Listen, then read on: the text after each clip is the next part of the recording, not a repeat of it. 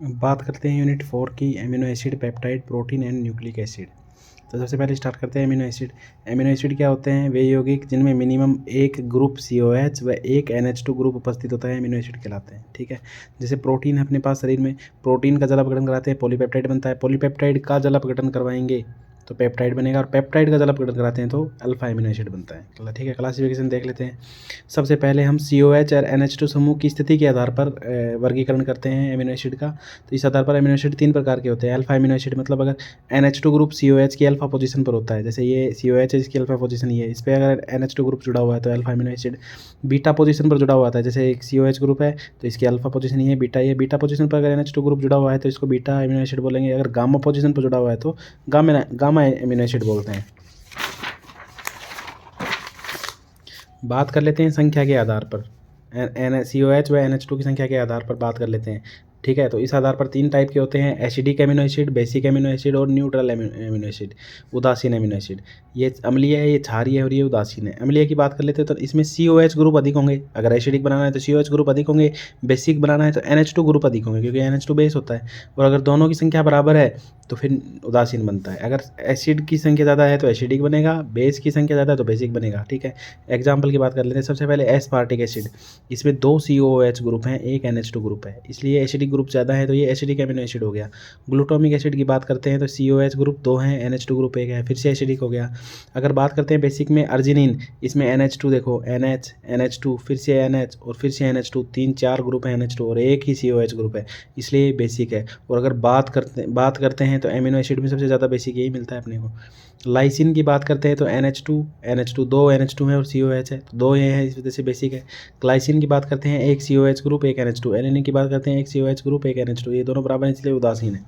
संरचना के आधार पर, इस आधार पर एमिनो एसिड 3 प्रकार के होते हैं। एलिफेटिक एमिनो एसिड, जिनमें एलिफेटिक या फिर एरोमेटिक रिंग नहीं मिलती है, जैसे कि अधिकांश एमिनो एसिड एलिफेटिक होते हैं, जैसे एस्पार्टिक एसिड, ग्लूटामिक एसिड और अर्जिनिन। ये तीनों एमिनो एसिड के एग्जाम्पल हैं जिनमें एलिफेटिक होते हैं। एरोमेटिक, जिसमें एरोमेटिक रिंग उपस्थित होते हैं, जैसे फेनिलएनिलीन, इसमें फेनिल ग्रुप प्रेजेंट है इस एमिनो एसिड के अंदर, तो इसलिए इसको एरोमेटिक एमिनो एसिड बोलते हैं। टाइरोसिन, इसमें भी फेनिल रिंग प्रेजेंट है, फिनोल रिंग, तो इसमें इसको भी हम एरोमेटिक में बात करते हैं। थायरोक्सिन, इसमें भी फेनिल ग्रुप, ये फिनाइल रिंग प्रेजेंट है या बेंजीन रिंग प्रेजेंट है।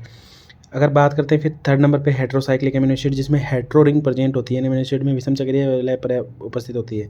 प्रोलीन है, इसमें ये विषम चक्रीय वलय प्रेजेंट है। फिर हाइड्रोक्सिल प्रोलीन है, इसमें भी प्रेजेंट है। ट्रिप्टोफेन है तो इसमें भी प्रेजेंट है। ठीक है, फिर एक है हिस्टिडीन, तो इसमें भी हेट्रोसाइक्लिक रिंग प्रेजेंट है, जिसको इमिडाजोल रिंग बोलते हैं। नोट है, अधिकांश एमिनो एसिड 1 डिग्री होते हैं, प्राथमिक प्रकृति के होते हैं, लेकिन प्रोलीन हाइड्रोक्सिलेमीन में उपस्थित नाइट्रोजन समूह जो द्वितीय प्रकृति का होता है 2 डिग्री होता है। जैसे यहाँ पे आ जाओ, प्रोलीन में भी 2 डिग्री है, देखो 2 डिग्री है। हाइड्रोक्सिलेमीन में भी 2 डिग्री है, ट्रिप्टोफेन में भी 2 डिग्री है, हिस्टिडीन की बात करें तो इसमें भी 2 डिग्री है। ठीक है, प्राइमरी जब नाइट्रोजन होता है NH2 ग्रुप, उसको एमिनो बोलते हैं। अगर सेकेंडरी नाइट्रोजन है इसको इमिनो बोलते हैं। अर्जिनिन सर्वाधिक क्षारीय एमिनो अम्ल होता है, अभी हमने बात की थी, क्योंकि इसमें NH2 ग्रुप बहुत सारे हैं, इसलिए सबसे ज़्यादा क्षारीय एमिनो एसिड है। सिस्टीन व मिथियोनिन, या मतलब हम बोलते हैं जिसमें सल्फर युक्त एमिनो एसिड होते हैं दोनों, जिसमें सल्फर प्रेजेंट होता है, सल्फर बॉन्ड प्रेजेंट होता है। सिस्टीन की बात कर लें, ये SH ग्रुप प्रेजेंट है। मिथियोनिन की बात करें तो ये कार्बन कार्बन के बीच में सल्फर बॉन्ड प्रेजेंट है, सल्फर प्रेजेंट है। ठीक है, फिर टॉपिक आता है अपना एसेंशियल एमिनो एसिड। ऐसे एमिनो एसिड जिनकी आवश्यकता होती है, जो अपने शरीर के अंदर नहीं बनते हैं, जिनका संश्लेषण बाहर से या जिनको बाहर से ग्रहण किया जाता है, आवश्यक एमिनो एसिड कहलाते हैं। जिनका संश्लेषण शरीर में नहीं होता है, बाहर से जिनको ग्रहण किया जाता है, इनकी संख्या 10 होती है। तो इसके अपने पास ट्रिक है एक, जिसको हम टीवी मिल पाथ बोलते हैं। ठीक है, T ट्रिप्टोफेन, वेलिन, V से M से मिथियोनिन, I से आइसोल्यूसिन, L से ल्यूसिन, L से फिर से लाइसिन, P से फेनिलएलनिन, A से अर्जिनिन, T से थ्रियोनिन और H से हिस्टिडीन। ये फिर अपने पास एक नोट है, ग्लाइसिन एमिनो एसिड के कारण सिर्फ एक ग्लाइसिन एमिनो एसिड अम्ल में किरेल कार्बन अनुपस्थित होता है, इस कारण यह प्रकाशिक अक्रिय होता है। प्रकाशिक अक्रिय वही होगा जो पोलराइज्ड लाइट का पाथ चेंज नहीं कर सकता, उसको क्लॉकवाइज और एंटी क्लॉकवाइज नहीं घुमा सकता है, तो उसको हम बोलेंगे प्रकाशिक अक्रिय, क्योंकि उसमें किरेल कार्बन नहीं होता। जो किरेल कार्बन होता है वही लाइट का पाथ चेंज करता है, बाकी नहीं करता। जिसमें ग्लाइसिन एक ऐसा एमिनो एसिड है जो जिसमें किरेल कार्बन एब्सेंट होता है। ये देखो ग्लाइसिन है, इसमें किरेल कार्बन नहीं है, इसलिए ऑप्टिकली रिएक्टिव है, प्रकाशिक अक्रिय। ग्लाइसिन के अलावा सभी एमिनो एसिड किरेल कार्बन में उपस्थित होते हैं, इस कारण प्रकाशिक सक्रिय होते हैं। नामकरण कर लेते हैं। अमीनो एसिड में डीएल नामकरण एलिनिन अमीनो एसिड के सापेक्ष दिया जाता है। जो हम एलिनिन अमीनो एसिड की बात कर लेते हैं, इसी के सापेक्ष है जो नामकरण किया जाता है डीएल का।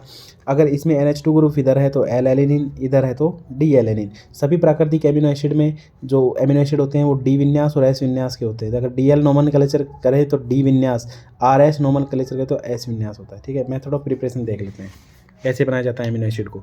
तो सबसे पहले है फ्रॉम स्टेकर सिंथेसिस। ठीक है, स्टेकर सिंथेसिस में क्या होता है, इसमें एल्डिहाइड तथा कीटोन की अभिक्रिया NH3 व केसियन के मिश्रण के साथ अभिक्रिया करवाते हैं तो अल्फा अमीनो एसिड बनता है। कैसे देखते हैं, कीटोन है अपने पास, NH3 के साथ करवाएंगे, ये NH2 के लोन पेयर इधर अटैक करेंगे और ये इधर जाएगा, इस पर नेगेटिव चार्ज आ जाएगा, ये आ गया।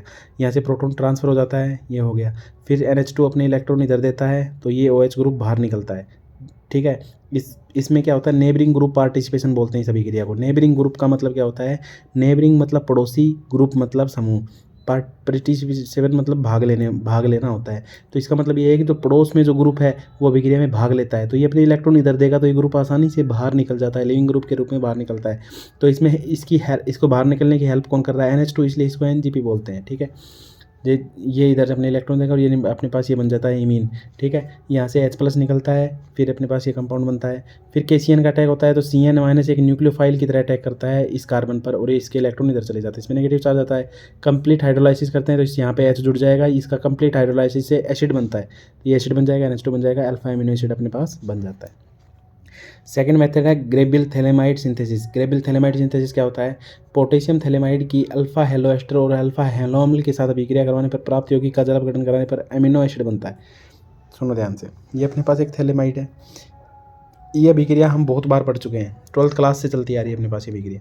तो इसकी अभिक्रिया जब हम KOH से करवाते हैं तो OH क्षार के रूप में इस H को ले जाएगा, K जुड़ जाएगा यहाँ पे, तो ये एक लवण बन जाता है पोटेशियम थैलेमाइड।